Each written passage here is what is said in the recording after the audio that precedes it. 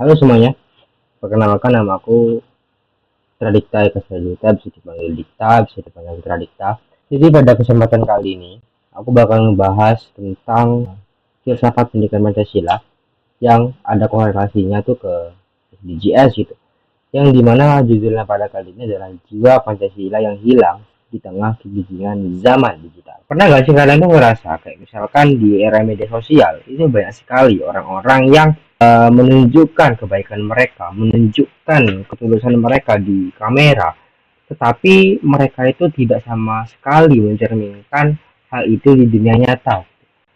Padahal di perintahnya Pancasila harusnya ya antara perilaku sama perkataan juga harus selaras gitu. Nah, jarang kita nemu kalau misalkan di media sosial itu banyak sekali orang-orang yang saling berdebat gitu, saling menghina, terus meneriakkan keadilan sambil menertawakan kemiskinan sendiri gitu. Padahal ya harusnya ya agak seperti itu.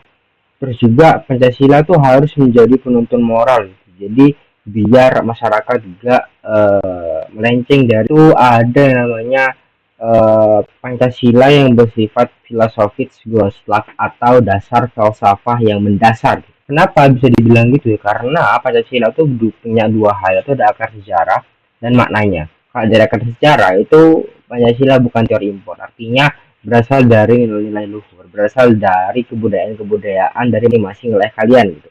Jadi di Jawa ada nilai apa, dan di Kalimantan ada nilai apa. List ini ya manusia yang dia itu bersifat satu, dia punya satu jiwa, tetapi dalam dirinya itu bisa menerjemahkan, bisa beradaptasi dengan segala bentuk kebudayaan gitu. Nah, artinya ini adalah pandangan yang bahwasanya manusia itu menolak dunia ekstrem atau menolak dunia yang menekankan individualisme, kolektivisme, dan manusiawi. Karena apa ya? Karena ketiga hal tadi itu, yang individualisme sampai keseimbangan manusiawi, itu gak sesuai dengan nilai-nilai. Lalu sedikit muncul pertanyaan kecil gitu ya. Misalkan terkait tantangan budaya viral dan kapitalisme global.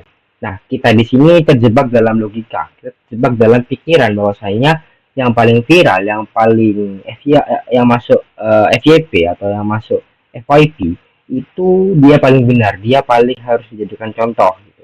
Nah, ini menimbulkan tiga bias gitu. Yang pertama terkait komodifikasi kebahagiaan, atau orang-orang itu bisa bilang kok misalkan bahagia itu bisa dibeli, seolah-olah nggak ada perjuangan gitu, jadi hanya mereka hanya bisa menghayal gitu.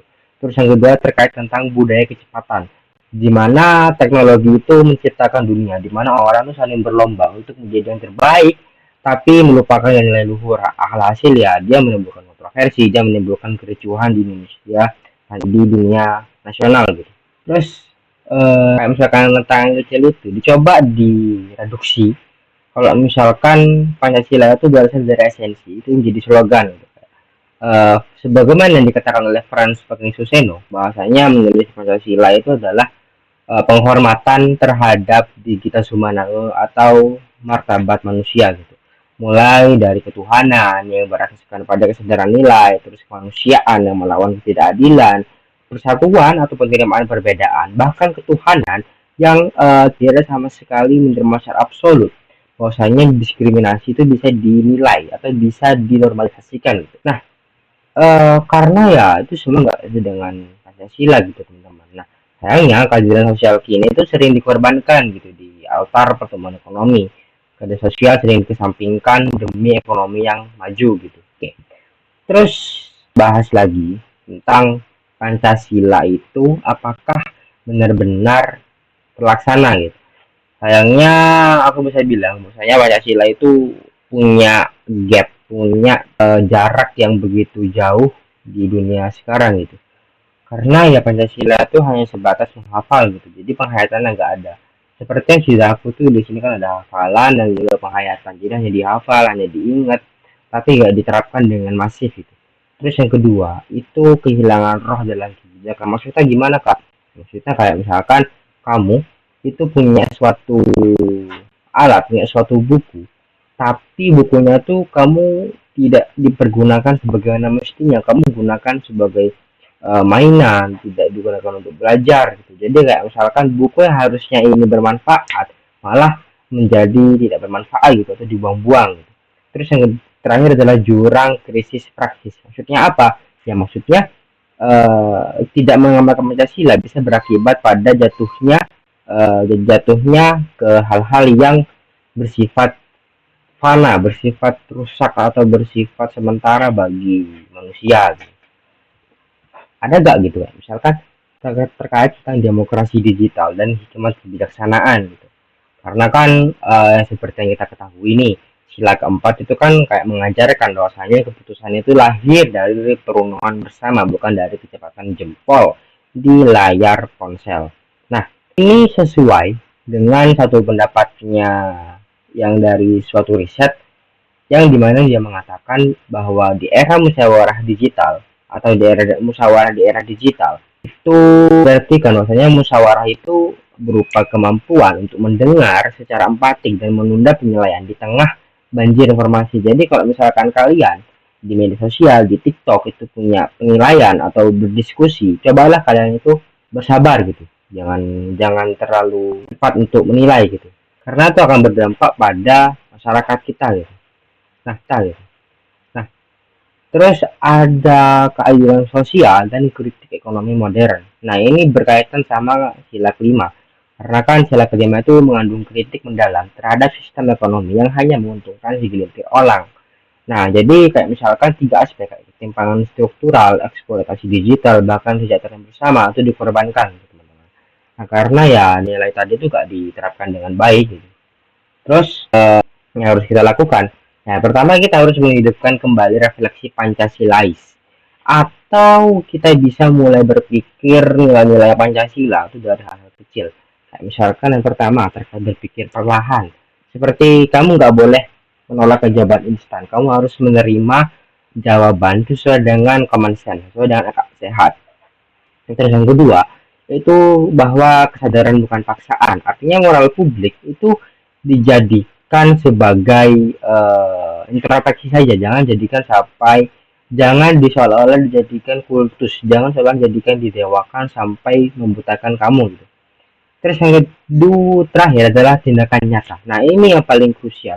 Pancasila itu butuh bukti nyata teman-teman. Jadi gak hanya sekedar penghayatan, gak hanya sekedar di mulut saja, tetapi melihat kembali bahwasanya Soekarno tuh selalu menekan masalah kalau misalkan si Pancasila itu harus dihayati, bukan dihafal doang. Kalau misalkan kamu berdoa kepada Tuhanmu seperti menutup mulut seperti ini, itu adalah salah satu untuk mengimplementasikan Pancasila gitu. Jadi nggak hanya berucap dan berkata aku beriman kepada Tuhanku, tetapi tidak menerapkan dengan baik di kehidupan masyarakat. Kita bisa lewat dari studi kasus atau Pancasila dalam aksi nyata, seperti kayak gerakan lingkungan, terus pendidikan inklusif, terus ekonomi kerakyatan. Nah, ini yang relevan sama SDGs teman-teman. Karena apa? Kalau misalkan Pancasila ini sudah diterapkan, ya maka SDGs itu juga perlahan akan direalisasikan di Indonesia gitu. Kayak misalkan masyarakat semakin peduli terhadap lingkungan, masyarakat semakin peduli terhadap konservasi gitu. Terus kebijakan atau pemerintah itu bisa menciptakan pendidikan yang inklusif, bisa menciptakan pendidikan yang menyentuh sampai pelosok negeri gitu. Jadi setiap warga negara berhak mendapatkan pendidikan yang baik. Terus ekonomi kerakyatan artinya tidak ada ketimpangan, tidak ada kemiskinan, dan juga masyarakat itu bisa berdikari, bisa menghasilkan melalui pendapatan mereka sendiri gitu. Nah, sayangnya ini juga ada yang namanya tantangan atau dalam di era kontemporer itu seperti polarisasi dan juga fragmentasi. Nah, polarisasi dan fragmentasinya itu berkaitan sama dua aspek, seperti dari prinsip persatuan sama polarisasi digital. Kalau dari prinsip persatuan sendiri itu adanya kesetaraan warga sama identitas yang terpolarisasi. Maksudnya gimana? Misalkan kesetaraan warga itu tidak diterapkan dengan baik, tidak diakui dengan masif, dan hanya diakui oleh segelintir orang saja. Sedangkan yang kedua ada identitas yang terpolarisasi. Artinya apa? Identitasnya itu seolah-olah tidak menjadi absolut, tidak menjadi satu. Jadi seolah-olah masyarakat itu jadi bingung. Terus yang ketiga, ada dialog lintas kelompok itu semakin carut marut. Terus echo chamber dimediakan setidaknya empat hal seperti aktivisme digital. Jadi kalian harus peka terhadap berita-berita politik, berita-berita tentang isu sosial, agar kita tuh selalu melek, agar kita selalu peka terhadap situasi kita. Terus yang kedua itu adalah berpikir kritis. Nah, ini sangat penting karena dengan berpikir kritis, dengan mengutamakan critical thinking, kita bisa menarik kesimpulan itu tidak hanya berdasarkan kasus saja, tidak hanya berdasarkan emosi. Terus ada ekspresi kreatif seperti kita mengekspresikan, we express our culture in the social media. Jadi kita bisa mengekspresikan nilai kultur kita itu di media sosial, mulai dari seni lukis dan sebagainya. Nah, terus ada gerakan akar rumput atau gerakan yang membangun dari bawah.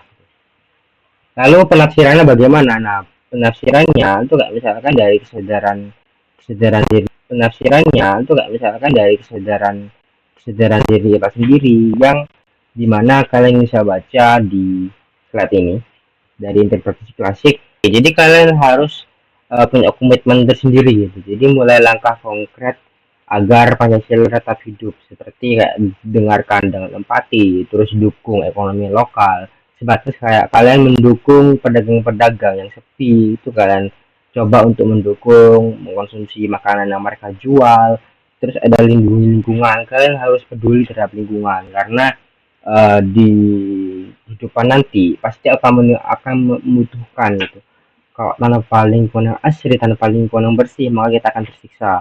Terus bagikan informasi yang terverifikasi, jangan membagikan hoax, karena kalau kita membagikan hoax maka akan timbul.